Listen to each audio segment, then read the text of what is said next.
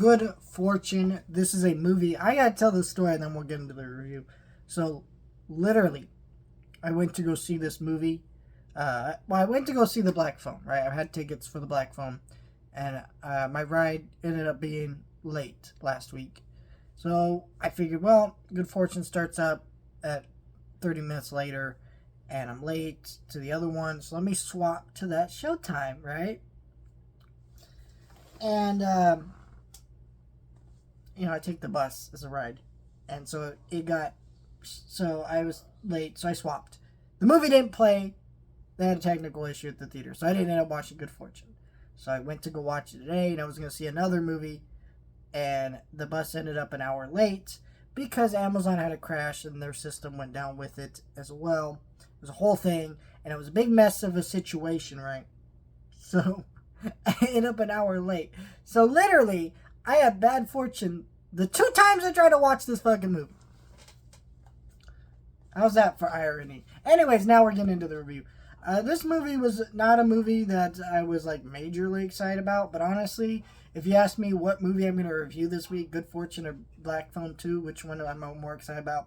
Good Fortune. Wasn't really a big fan of Black Phone 2. That review will be up on the main channel though, and you can check that review out. As for this movie, I liked it. I didn't love it.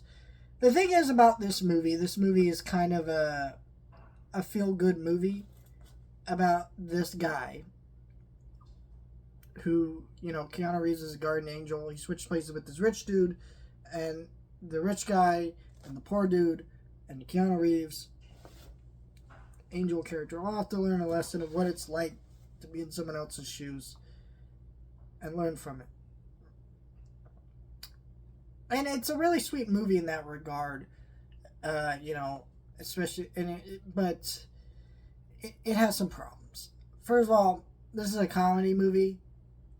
There are not a ton of laugh out loud moments in this movie. There's a couple of them that are pretty funny, but if we're going by, there's a saying with certain reviewers that, hey, if you laugh out loud 5 times, it's a pretty solid comedy movie. And unfortunately, I can't say that about this movie. In fact, there were several points in this movie that it seemed a little slow and a little long. This is like an hour, 40-minute movie. And by the last 20 minutes, I'm like, can we wrap this up? It's going on a little bit too long. But some of it worked. Most of it being Keanu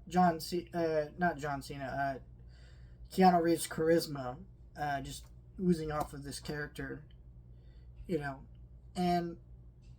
and it gets a little bit of Seth Rogen had a couple funny lines in there that worked for stuff, right? But overall, this movie has a very basic eat the poor or eat the rich, treat the poor better kind of message to it, which is fine. I like that message. It's a movie message, but it's a message you've seen before. But there's some fun of it, like, Seth Rogen making fun of his type of life, and, same thing with, other actors in this movie.